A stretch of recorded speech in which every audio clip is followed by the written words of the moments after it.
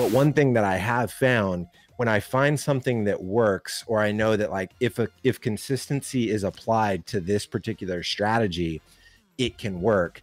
I then just hire somebody and make it their full-time job to be consistent. We define commodity content as content that lacks any sort of purpose. There's not an underlying rallying cry that kind of unifies the content that's being created to the mission of the brand that's creating it. Quality content still requires that consistency. At the end of the day, you do need to stay top of mind on people, right? You need to be the first one when they think about, you know, commodity content. Cool. James Carbary and Sweetfish Media. I want to talk to them. So how do people achieve that consistency? Because that is a huge friction point when it comes to execution.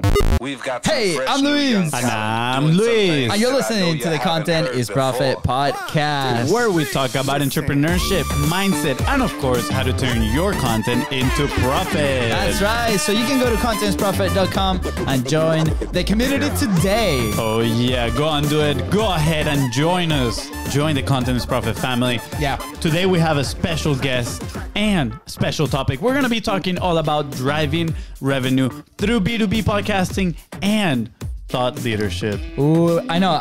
You said it like that's the real thing that you want to talk about. Maybe. I want to talk about the first thing. There's so many things I want to talk about with today's guest. It's going to be absolutely amazing.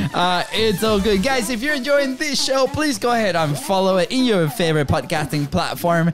And go ahead and leave a tiny, awesome review. Can be honest. You know, if there's feedback, I stole FONZI's line. But, you know, if there's feedback, constructive criticism, that's totally okay, too. Yeah. We're finding out that people are liking the show. Yeah, that's good. That's good. It doesn't have to be a tiny feedback either. If it's a long feedback, it's all good. Give it. FONZI reads them all. We just want honesty and transparency, and you leaving an honest review. Appreciate that. That's guys, right. And if today's guest help you move one step closer towards your goal, please don't forget to share this episode with 3 friends. That is your ticket of admission. Thank you. That's right. We are back with another special guest, someone that caught our attention through his insightful content on LinkedIn, a thought leader when it comes to B2B podcasting. That is right. He's a founder of Sweetfish Media, a podcast agency for B2B brands, the author of Content-Based Networking, and has probably helped produce hundreds, if not thousands, of podcasts. Not just that, he's on a mission to eradicate commodity content. And let me tell you,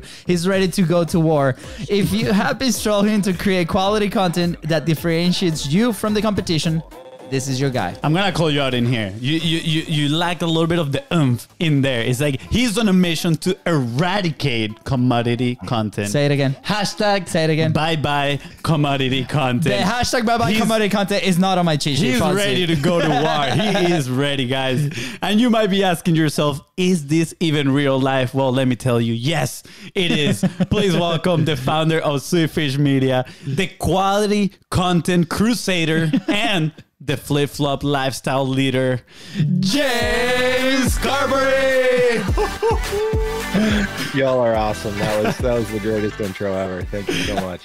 Appreciate you, James. And thank you for being here.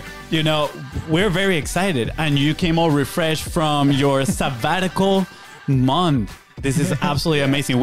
I feel like you went on that trip to recharge batteries for this episode just today. That's it. Saying, yeah.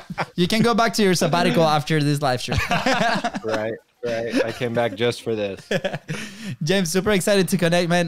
When FONZI told me, like, look, dude, I've been like digging into LinkedIn content and all this stuff, and there's this one guy, and then after this one guy, there's other people from his company, it looks like, and now I'm inundated with their amazing content 24/7, and I'm like, I need to go check it out. And then that was probably the worst mistake, because for like the next month, the best mistake. Yeah, the best mistake, actually. Yeah, let's reframe that. The best mistake, because for the next month, like, it was incredible, and it was such an amazing experience too, because I'm like, oh, this is like the thing that we've been talking about for like 2 years, and you guys execute incredibly, and we're gonna get into that in a little bit. But I just wanted to share, like, my experience as a consumer of your content has been like super positive, and I feel everybody needs to go learn from you guys. Yeah, that means a lot. Yeah, and we'll definitely dive into that. But before, for those that don't know who James is, right? Can you share a little bit about your story, a little bit of your background, and how did you get into B2B podcasting? Yeah, so I was a part of a sweepstakes back in 2008. So my roommate's brother-in-law won a sweepstakes through an old phone company, Alltel. And so it was me and 9 friends. And we got to take a private jet to New York City and tour New York City and go to a Giants Cowboys game with Barry Sanders. And it was like this, incredible experience. Yeah. And there was a guy on that trip that I connected with. He was just kind of like he was the point man for all of the logistics. And I just assumed he worked for the phone company, for Alltel. Like, I didn't really think anything of it. But over the course of the day, I realized that he owned his own company. He owned a logistics company based in Orlando, Florida. And he was there on site because he just wanted to make sure that a bunch of 24-year-old kids weren't going to wreck the jet that he had chartered or the charter bus that he had, or the limo charter bus thing that he had rented. Yeah. And so he was there on site. Plus, he just loves New York City. So he wanted to be on that trip. So we hit it off, stayed connected after that event. And then he eventually asked me to move to Orlando to run the helicopter division of his logistics company. So for 3 years, I did helicopter logistics for NASCAR. All of our clients were like Jeff Gordon and a bunch of race team owners. And so that was really my first exposure to entrepreneurship, was getting to work for him. I was working in an oil and gas company before that. And previous to that, an insurance company, kind of just like, big companies in the city that I grew up in. Right after I graduated college, I didn't really have any entrepreneurial influence in my life at the time. And so didn't really think that was a possibility for me. Didn't even consider it really until I moved to Orlando and started working for an entrepreneur. And so did that for about 3 years and started a tech company right after that that went nowhere. I didn't raise any money. It was a B2C product. You don't know what you don't know. And it failed miserably. But it got me into marketing, and it got me trying to figure out, okay, how do I market this product? And so through that, learned about content marketing, this thing called content marketing, fell in love with it, and started doing it I did it for another tech company for a little bit. It was kind of part of my job. And that tech company that I was working for, they ran out of funding. It didn't work out. So they had to let me go. And I found myself with this choice. Like, I really liked starting that software company. It obviously wasn't successful, but I want to do something entrepreneurially. Do I go and get another job, or do I take a risk and start something? I had just gotten engaged like the month before. So it was, I was very, very fortunate to have a fiance that was super supportive and was like, hey, like, I know that you're going to have to eat dirt for a while. But I work, and she's, my wife is an incredible human. She's a dolphin trainer at Disney World. And wow. And so she was like, hey, I'll obviously be working. And so while you're grinding, trying to get the business up, we'll be fine. So she was super supportive. And that was really the path into starting Sweetfish. I had tasted content marketing and was like, man, I think we could do this for companies. So we started Sweetfish as a blog writing agency in 2015. And then in 2016, realized that podcasts were an incredible tool to build relationships with people. So as we were trying to do our own business development, realized that, man, this podcasting medium, like, you can ask anybody to be a guest on your show, and it's an instant way to build rapport, just like what you guys have done with me. Now we have a relationship, like we're going to be connected long after this. We're besties now. We're besties together. Yeah. Right.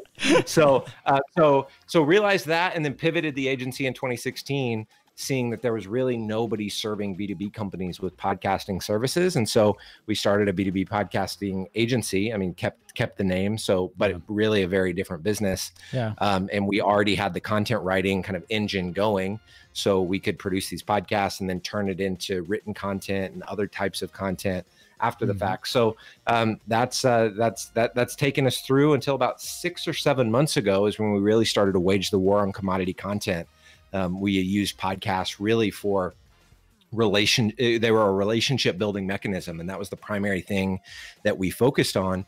Yeah. About 6 to 8 months ago, I really started realizing that, the kind of content that we were churning out was commodity content. It was very templated content that you could replace any name on the content, and anybody could have written it. So we really started to figure out, how do we break down our systems? How do we rebuild processes that allow us to to serve to really be a creative and strategic ally to our customers, as opposed to, just a, post-production, podcast editing shop.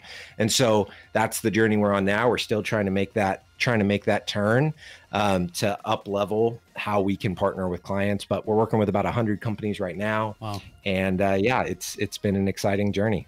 That's so cool. Yeah. Lots of similarities, by the way. Shout out to my wife, because she was like also for like the few years, like she's like, I understand you have to eat dirt. I was the only one eating dirt. She was fine, but no, honestly, like shout out for those people and supportive to entrepreneurs. Shout out to my future wife.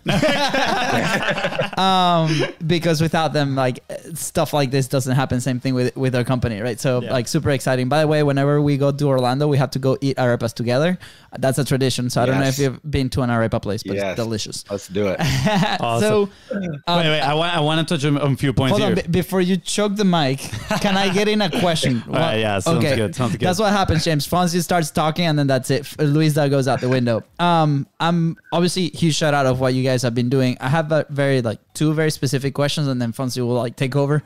But it's when commodity content, first, like, can we define commodity content? Because when maybe like this is a very familiar topic to us that we're like in it, but for a lot of people, they see content as just content, right? There's like content, and then you're like, okay, which part? And they're like, oh, was it parts of content? Right? So I think that's one. And then after that, when do you decide, or what was the thing that ignited your fire against commodity content? Like, was it like an individual experience, or like, how was it? Yeah. So to answer your first question, we define commodity content as content that lacks any sort of purpose. There's not an underlying rallying cry that kind of unifies the content that's being created to the mission of the brand that's creating it. And so it just kind of feels soulless. And it ends up looking like content that any of your competitors could create. And so that's how we have started to define what commodity content is. I would say the fire that got lit under me, there's a guy in the B2B podcasting space. His name's Jay Acunzo. And I've been listening to his podcast Unthinkable for a while. And he just really, is so passionate about the craft of creating content that resonates with people. And this idea that if we want, so many marketers are trying everything that they possibly can try to create more awareness for their brand, for their company. But in trying to create more awareness, they aren't doing something very critical, which is trying to actually create affinity.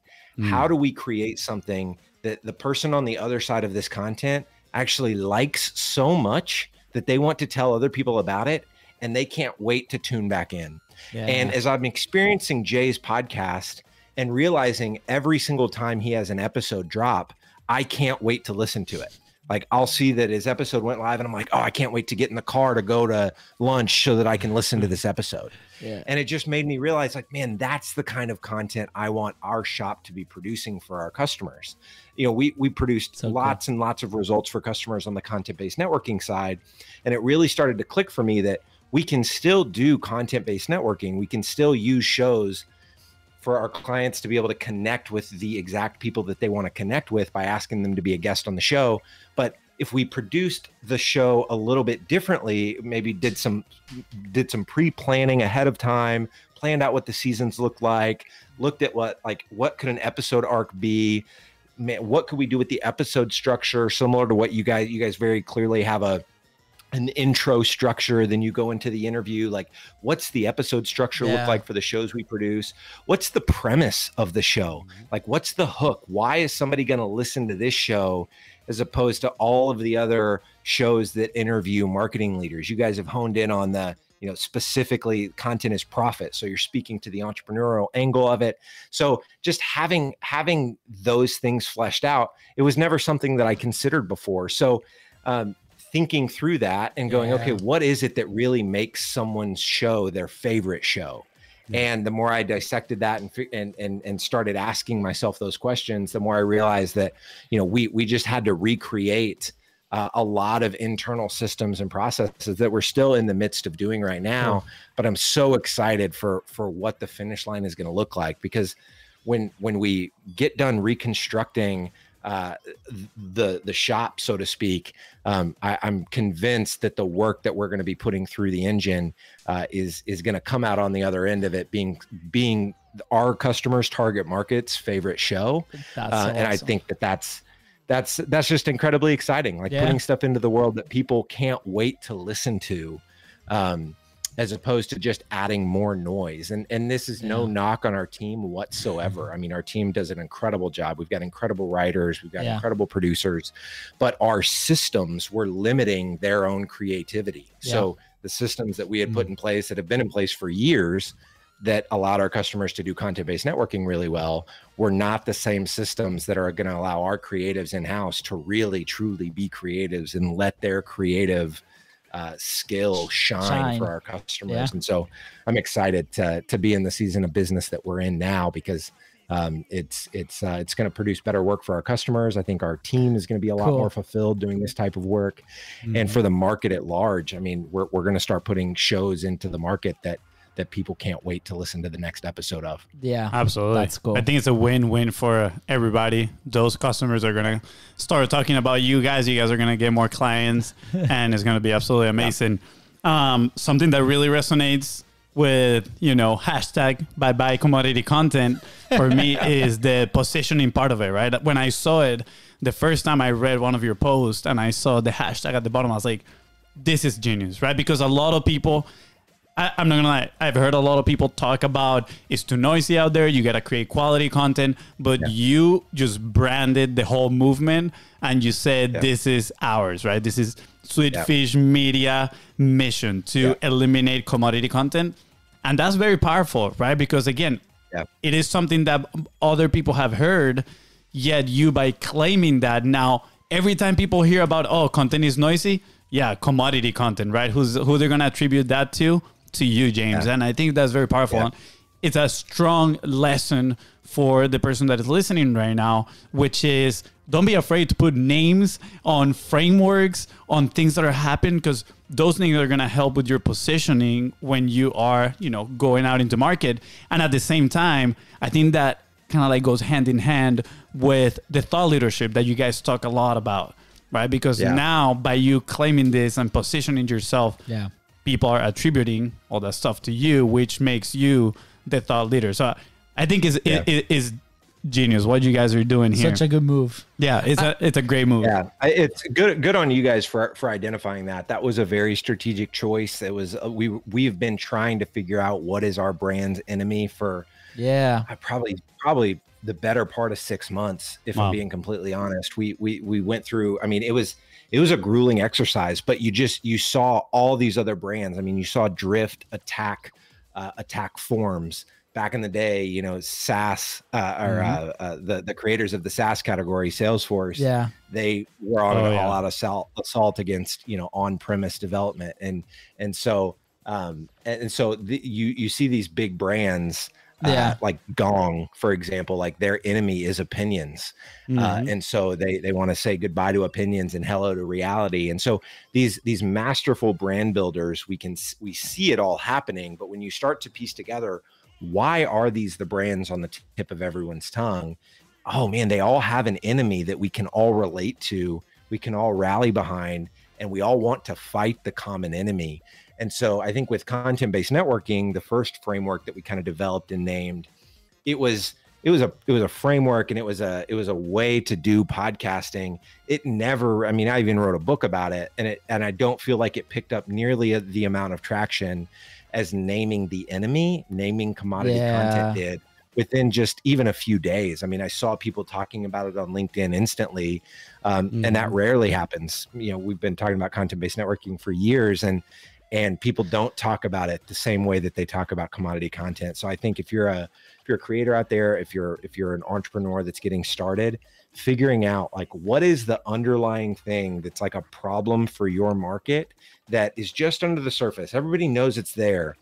If you can identify it, name it, claim it, exactly what you just said. I mean, you're going to reap the benefits of the awareness and the affinity, honestly, that comes with that, because you've now named and claimed something that is a huge problem for someone. Now they have a way to name it, and they can join forces with other people to attack it and figure out how to eliminate it. Yeah. I think we got a new shirt coming on. The new shirt is going to say, identify it, name it, and claim it. Ooh, that's good. Yeah, the swag shop's coming. James, before you guys made the decision, the you, probably not you, but your team had second guesses, be like, like we're making this commitment, right, to like, this is our enemy, because we've had that conversation for us, maybe like for the show or even for the business, right? The content production side that we do on our side is mainly on the video multi-purposing aspects, but it touches a lot of the same elements, right? But and it's been a hard conversation to have, because even before Content is Profit, even before the content production side of things, when we had the social media marketing agency a few years ago, we were like struggling to figure out what is the thing, what is the niche, what is like, and we decided to niche down on the process, right? Like, you know, probably whenever you guys decided on your processes that you're evolving now, that was our phase back then as well. So there was internally, I'm not gonna lie, for me, there was a big conflict. We're like, like we're making this decision. We're going to war for this, or like this is the thing that we're gonna be doing for the next few years. For people that might be on that stage now, like what is your advice, or if you want to share your experience when you broke it down to your team? Yeah. So, I mean, it was a lot of internal conversations, but then because there's multiple people on the team that have put a lot of time and energy into LinkedIn and building an audience on LinkedIn, we were able to pressure test some things. So we can talk about ideas on LinkedIn without necessarily going full on, committing to it, without putting it on our website, without, building entire campaigns around it.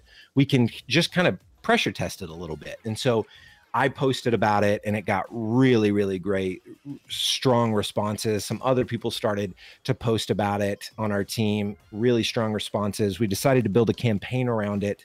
And then I started seeing other people outside of our company talking about it, which really was kind of the litmus test for me on, is this the right enemy?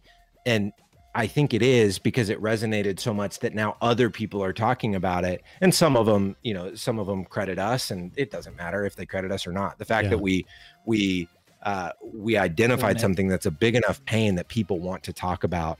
And then we just started looking around at like, who is talking about this problem? And we're, copying and pasting a bunch of links to those posts in kind of a master doc, because it just affirms that we really did press into a problem that a lot of people are talking about. We just happened to name it. But I didn't have that fear, because I knew that like, if this flopped, if like commodity content didn't go anywhere, okay, like on to the next post the next day. Love it. And it wasn't really that, wouldn't have been really that big of a deal. It's still not on our website. It's about to be, as we roll out a refresh of our website copy and our new website. But yeah, so I think a lot more micro testing and less like being in your head worrying about like, oh, we got to commit to this for the next 2 years. Like, that's not really how I thought about it. Yeah, it doesn't really stick just because you say it a lot. A lot of times it needs to actually be something that resonates with people. But that being said, there's an important part. So after identifying it, naming it, and claiming it, there's an important element of being consistent with it. Once it resonates with people, consistency is key. Because let's say you name it, but then you never talk about it again, somebody else can come and just claim that on your name. So, and I know you guys are pretty big on consistency. I'm telling you, when I went on LinkedIn, I started following you, and then I think I first found out about Dan Sanchez. And I started reading his content, and then I saw you were commenting on his stuff, and I was like, wow, that's funny. They got the same kind of like, ring around their profile picture. I was like, let me check out who he is. I was like, oh, he's the founder of the company. I saw your post, and then more people of your company engaging. I was like, wow, these guys are onto something. And you talk a lot about consistency. So why don't we share a little bit about that? Because yes, there is a lot of noise, and sometimes there's a lot of consistent noise out there. but quality content still requires that consistency. At the end of the day, you do need to stay top of mind on people, right? You need to be the first one when they think about, you know, commodity content. Cool. James Carbary and Sweetfish Media. I want to talk to them. So how do people achieve that consistency? Because that is a huge friction point when it comes to execution. I mean, I'm probably not the best person to answer this question as an entrepreneur, now serial entrepreneur, starting other projects. I thrive in kind of the 0 to 1, getting something off the ground, something that doesn't exist. I get it to exist. And with Sweetfish, I'm fortunate to be in a position where it's like, okay, now it's existed for a while. How can we level this up? And I'm fumbling my way through that. I screw up way more than I get things right. But so I in a lot of it, I think a lot of the things that I mess up are as a result of just, I don't have, like, I'm not super consistent. I'm finally trying to get consistent with my eating habits. I've struggled being consistent with, you know, exercise routine my entire life. So I would not say that I am like the poster child of consistency, but one thing that I have found, when I find something that works, or I know that, like, if consistency is applied to this particular strategy, it can work. I then just hire somebody and make it their full-time job to be consistent. So B2B growth was working because we were interviewing, you know, VPs of marketing at B2B tech companies. And I knew that I didn't want to keep doing those interviews. So we started hiring people to do those interviews. And so now we have a full-time person on our team. All they do is B2B growth. I knew that when you had somebody on a show and you wanted to deepen a relationship with them, you could ask them to be a part of a monthly call where it was just them and 5 or 6 of their peers on a Zoom call, talking shop and talking about what they're seeing and how they're growing and challenges they're facing at their company. But VPs of marketing want to hang out with other VPs of marketing. VPs of finance probably want to hang out with other VPs of finance. So regardless of what your business is. So I figured this out, started it. I got the first few groups up and going, you know, meeting every month. And then I hired somebody to take and run with that. Now, we're still in the process of trying to figure it out and iron out kinks, but like, so that's where I found that, like, I have to know my strengths and I have to know my weaknesses, and consistency, because consistency is not a strength for me. I even struggle with LinkedIn content. Like, I'll go really, you know, I'll be really consistent for a month and then I won't post for another 2 months, but we've now baked it in as a part of our culture and a part of what our team does. So now we've got multiple people posting. And so you seeing Dan's content, like, I obviously didn't do that. But Dan is out there talking all the time. It's part of his job to do that. He loves doing that. And so so that's as an entrepreneur, what I've done. I recognize things that can potentially work, validate if they do work, and if they do, I just hire someone to continue execution. Dude, this is what we call golden boulder. Let it sound right there. Golden boulder time. Golden boulder. One second before you share something. I'm not gonna ask anything. Just a quick touch on here, dude. This just resonates so much with us, and I think this is probably one of the most valuable lessons I'm gonna take from today's conversation.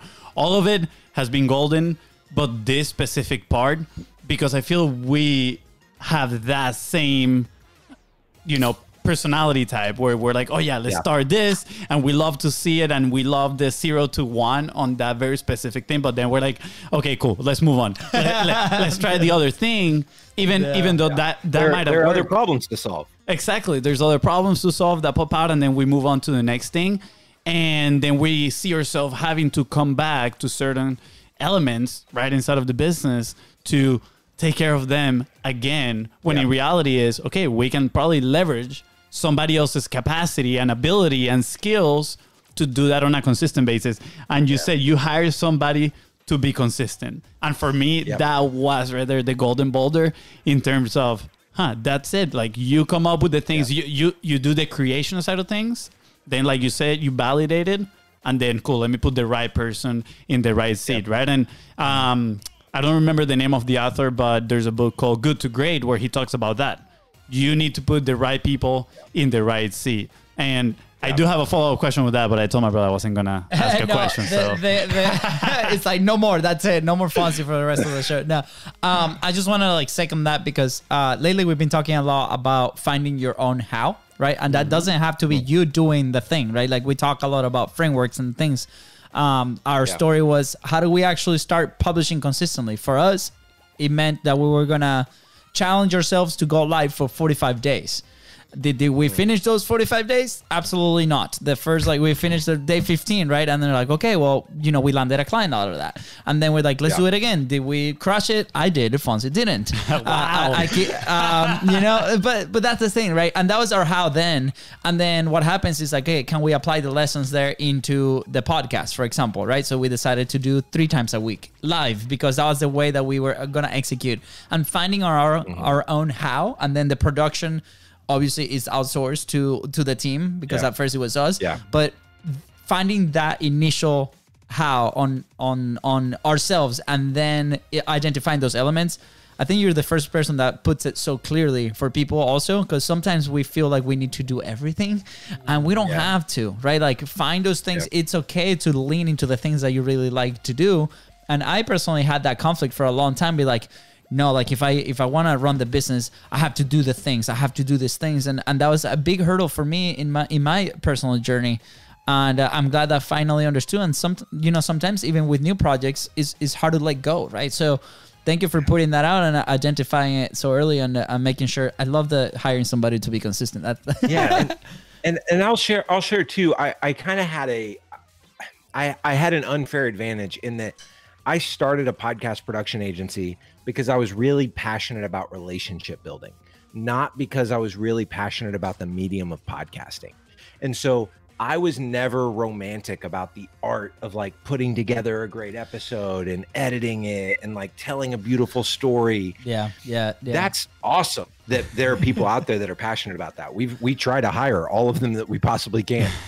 That's not my skill set. It's becoming more of my passion because I can see the tangible impact of how it helps brands tell better stories, engage their customers better, get better results. But because I didn't have that passion, it was very easy from the get to me to outsource a lot of that stuff. So I say that to say, like, for those listening and you love the craft of what you're doing, I get it. Like, but if you have to at some point make a decision. Do I want to build a business or do I want to do the craft? And there's no judgment whatsoever. I think in entrepreneur land, we can trick ourselves into thinking that like we're not winning if we don't build the business. But like if you love the craft, like do the craft. My buddy is a children's book author.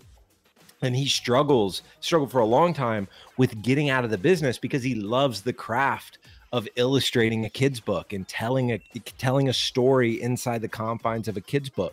And eventually, like through the process of building his business and loving the craft, realized he actually loved building the business more. And so he now does very select parts of the process when they make kids books for different companies. And he loves it. He's tapping into like the exact thing that gives him energy, gives him life. And he's built a team to do the other things. The other thing that I'll say that I think a lot of entrepreneurs aren't necessarily willing to do, if you're not willing to invest back in the business. I mean, for years, a lot of like if I were to have a MBA student look at our business, they would go, "What? Like this business doesn't make any money. Why are you doing it?" But for me, like, constant growth and learning is so like baked into my DNA that I just loved pouring the profit of the business back into like, okay, let's hire a person to do this and let's hire a person to do this and let's try to do this. And I need to build an executive team around me. And so early on, probably long before we could really afford to do it, I started hiring people at much senior levels to speak into the decisions that we were making in terms of the direction that the company was going. And I can tell you that we would not be growing nearly as fast as we're growing right now apart from those investments. And so my willingness to do that is also kind of an unfair advantage, because I'm in a situation, I'm super fortunate. You know, like I said, my wife works, and we're in a situation where I could pay myself very little for a long amount of time, to get kind of the airplane off of the wheels. And so we're 7 years old this year, and last year, honestly, I mean, last year was the first year where we had a significant profit. I've now reinvested that into other things outside the business. But that's just kind of gonna be the story of my life. Like I don't get a lot of joy or fulfillment out of buying Lamborghinis or doing a lot of things that a lot of entrepreneurs want to do. I just love the game of continuing to grow and like learn different things and try to execute on different things. So anyway, all that to say, like I've just got a lot of understanding for folks that struggle with this, because you either love the craft or you're just not in a position financially to be able to invest in hiring those roles. And that's okay too. It's just going to take a little bit longer. Absolutely, dude. And I can tell how passionate you're about this. I can feel the fire coming out of you when you speak about this stuff, and, you know, delegating and elevating. And we often say here, your business grows to the extent that you do. And you just shared one of the best stories right now about that, right? You reinvest everything into your business, into growing personally, into, you know, pouring into the people that work with you to help them grow as well. I'm guessing you also did an investment in LaCroix, because I mean, that's all you've been drinking today.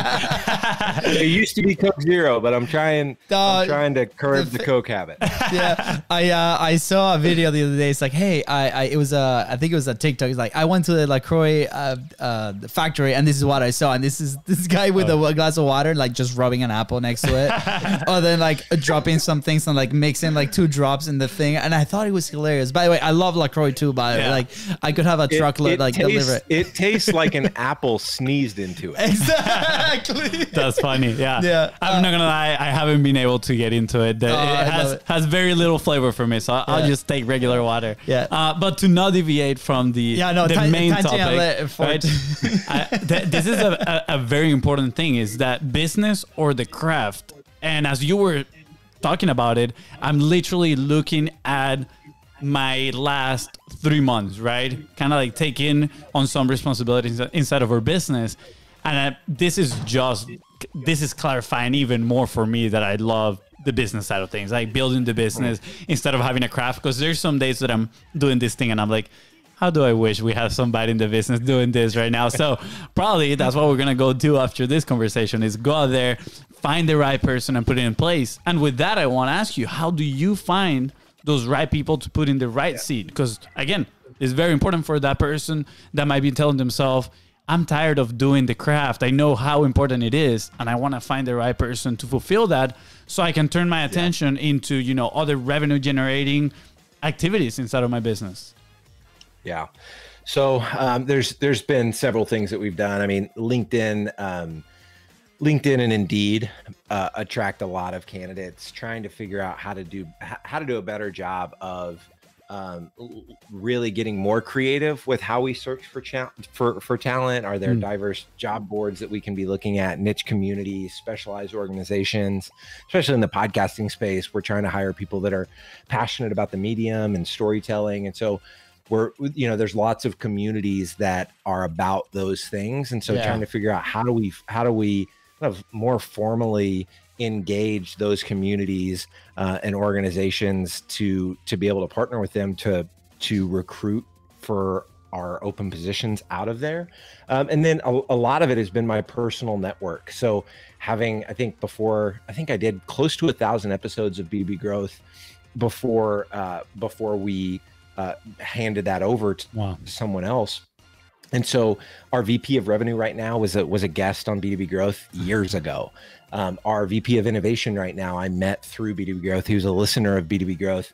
We connected, and he's been, within the first 6 months of Logan joining the team, he tripled the revenue of the company. Wow. And so it's relation, so because I'm a very relational person, I've got a lot of relationships that have been very advantageous.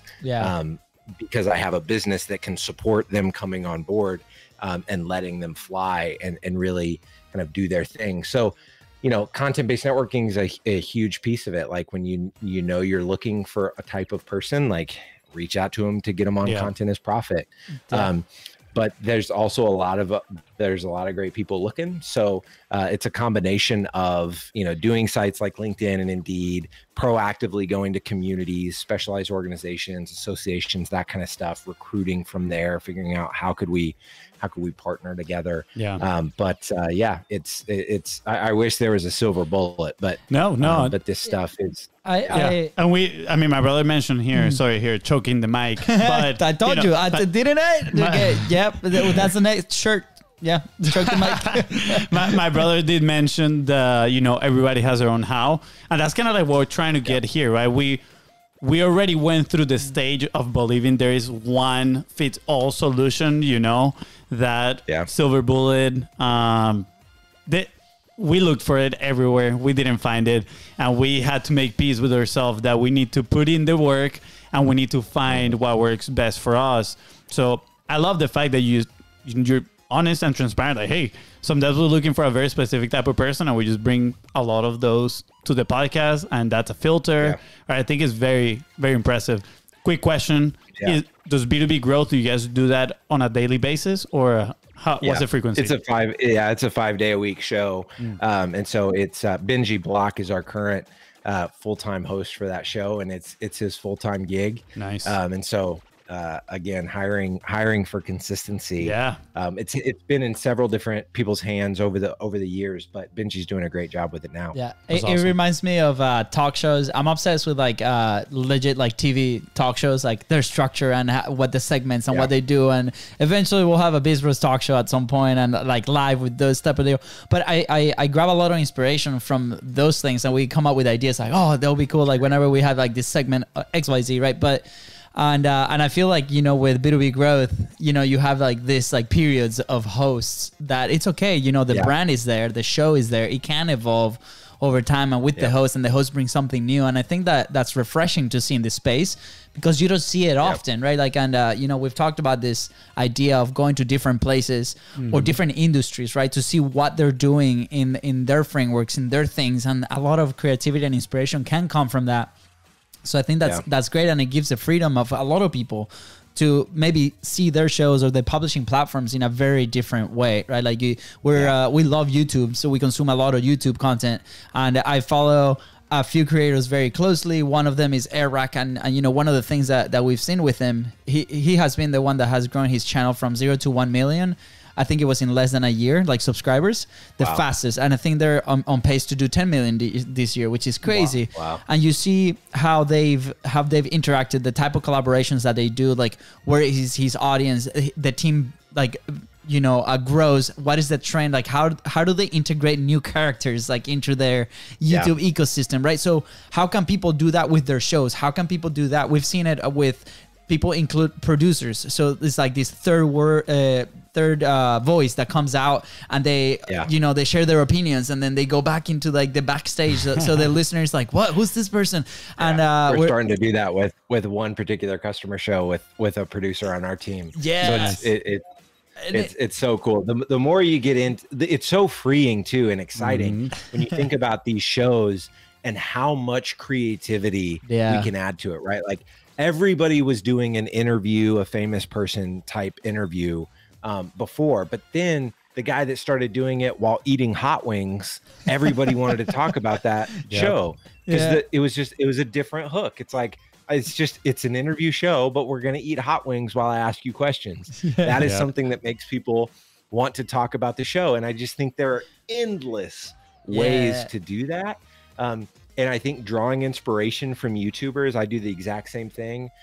Drawing inspiration from Hulu and Netflix and what those shows are doing, and really trying to study and examine what's the premise of this series, what's the structure of it. I am super nerdy about that kind of stuff. I love it. About the last 6 months. We're gonna have to do a live stream just like judging this episode and be like, that could be a cool idea for this thing. And that's what I'm very curious on the, like, bringing this into the B2B world, right? Like with maybe customers or the network or the people that you serve, right? Like, because we've been in environments where obviously you see the BIZBROS brand is very color energetic. You see the Legos in the back. You see the books. Like Fonzie talks about Pokemon every episode, right? So obviously, you know, and I'm like he just mentioned it one episode, but it's fine. But you know, we've dealt with big companies. Like our first ever client in BIZBROS was, or for Content Momentum, was a real estate company, a $200 million company, and we came in through a relationship, right? But obviously our brand might speak to somebody, or our message, or the way that we communicate, the way that we dress, right? Like it might speak to somebody, but we can't serve with the product many others. So you guys, when you serve these companies or this, what's the evolution of that? I'm assuming, I might be wrong here, that relationship starts from somebody that knows you guys, the brand, have been involved with maybe creating content together, but also engaging with you guys at some degree. And that relationship is a little bit there. But then when is it fully trust, when you guys like, hey, we should do this with the show, this is the format, or how does that relationship work? I'm very curious on the B2B world, right? Because you have different tastes. You have people that might be like very corporate, and you have like, my message is the message and it has to be very stiff and XYZ. And then you might have some people that really want to disrupt the space. So how do you guys deal with that? We're trying to get better at that. I don't want to pretend like we've nailed it by any stretch of the imagination, but we're trying to get more clarity on what are who are the customers for us that really get it and they don't want to create commodity content. They want to disrupt. They want to own their category. And so we haven't done a great job of isolating our marketing to only attract those type of companies. And it's caused a lot of tension on the team because, you know, especially in the last 6-8 months, we've been talking a lot about like, you know, death to commodity content. Let's be more creative, but we've got to uproot all of our existing systems that were kind of built to just churn out, you know, the same type of templates. And so, and now that we're talking more about creative content, it's like, hey, some companies want that, some companies don't. And we're trying to figure out right now in our sales process, how do we weed out the kind of people that don't want, they want commodity content. They're just trying to check a box to say, hey, we've done the content thing, we have our podcast, but they don't really care about creating somebody's favorite show. They just want a podcast because they see everybody else has one and they want to do one. And that makes it sound like they're the bad guy. I mean, a lot of times marketers are stretched so thin because they're given crazy expectations from their boss, numbers they have to hit. And so they're stretched, their teams are stretched incredibly thin, which is why they hire us to do their podcast, because they just don't have the bandwidth to do it. They're trying to hit all these different metrics, and it keeps them from being able to put in the work to go, what would be my market's favorite show? Absolutely. And so there's tension on our team. It's like our team wants to work with more customers that have that mindset and believe what we believe, but we have a lot of other, you know, we've got a lot of other customers that don't necessarily buy into that, and they're paying the bills right now too. So it's what's the balance between, we can't just fire, you know, 30-40% of our customers, because that's not going to work in a service business.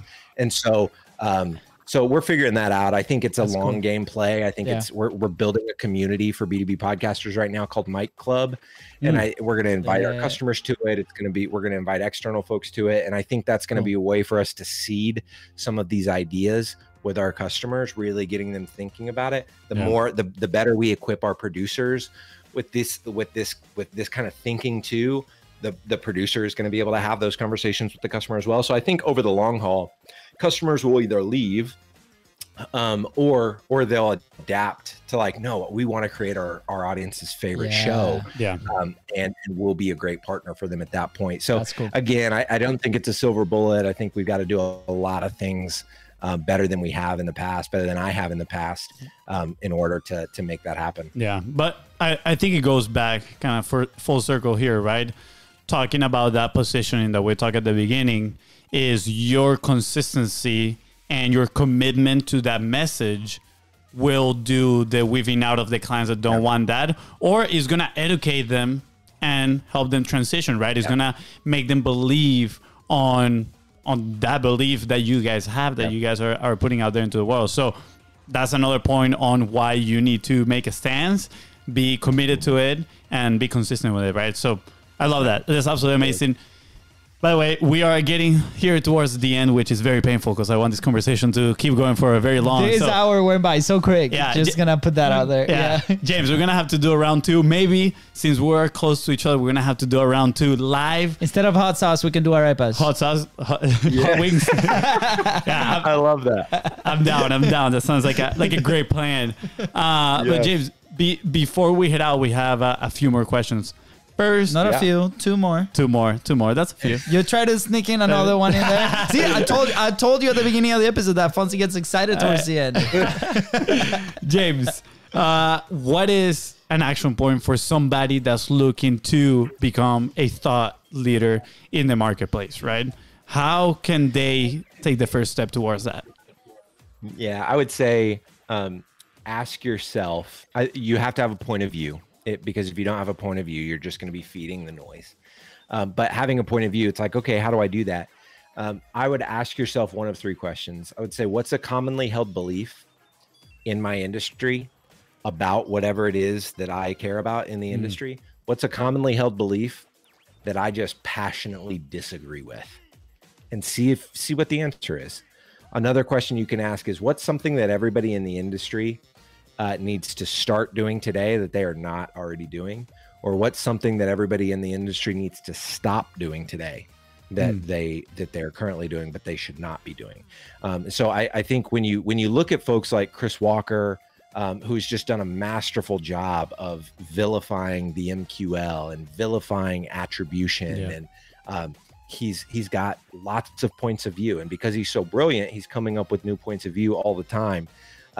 And so I think asking yourself those questions will start to get you to that point where you've got a really strong point of view.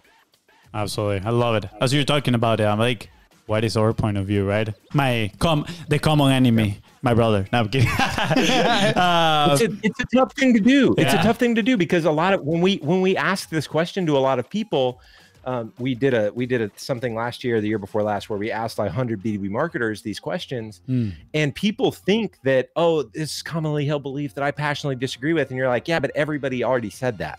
Like, it's not actually like everybody else thinks what you think, and that's, I think, the problem when you're developing this POV. It's like, no, do other people truly believe this thing that I'm gonna rail against? Like, do they really believe it?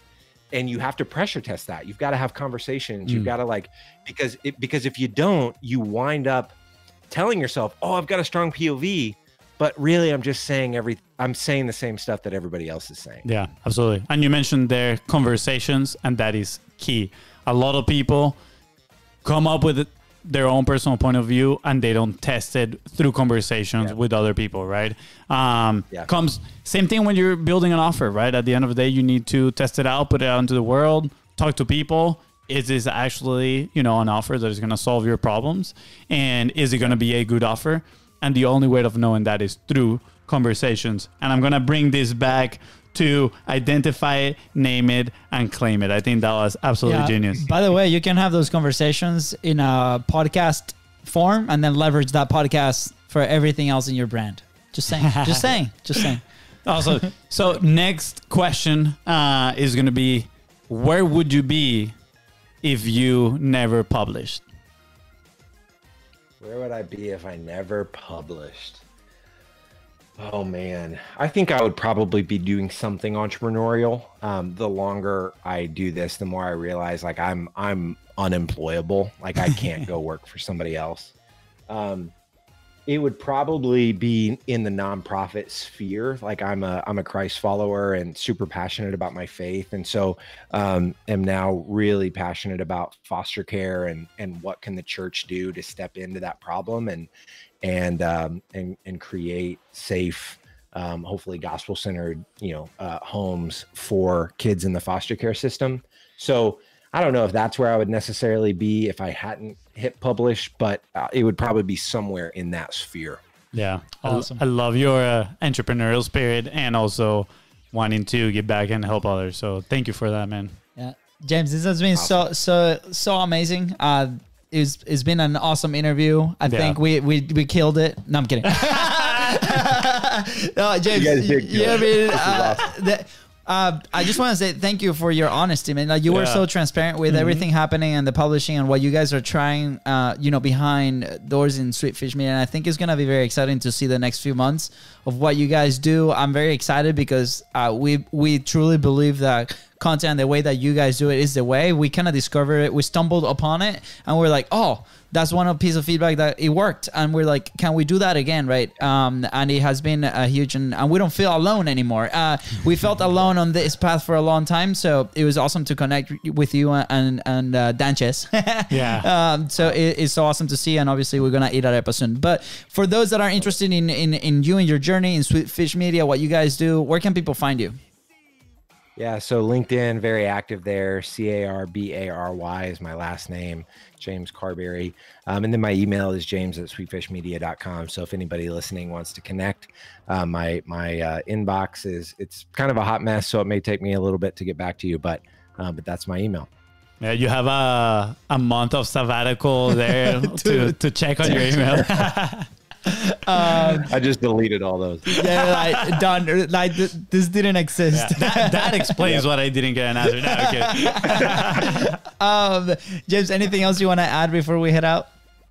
No, man, this was a great interview. I just want to commend you guys. I do a lot of these interviews, and I guess a lot is relative, right? But the passion you guys have, the curiosity that you guys bake into the show, it's very not commodity. You're not just reading questions off a script. You're engaging with the guest in a way that makes me feel super comfortable, and I think ends up creating much better content for your listeners. So I just commend you guys.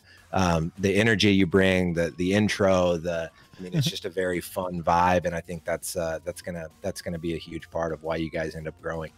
Thank you, man. Appreciate it. Yeah. Daniel, this is the testimonial that we're looking for like 3 months. Just James, it has been a pleasure. You have a home here in Jacksonville, Florida. So if you come up here, send us a quick message and we'll grab a coffee or whatever you drink. LaCroix. LaCroix, yeah, LaCroix. FONZI, anything else you want to add? Let me know when we're doing Arepas in Orlando, and I'll be there. Oh yeah, we'll let you know for sure, man. Thank you so much. And all right, later, fellas. Nothing to add in here. Just grateful for you, man. And that's it. Yeah. With that said, guys, thank you so much for tuning into the Contents Profit Podcast. Go ahead and follow the show in your favorite social media channel and at BIZBROS Go. That is right. And if James here helped you move one step closer towards your goal, please don't forget to share this episode and leave a 5-star review. See ya. Bye, guys.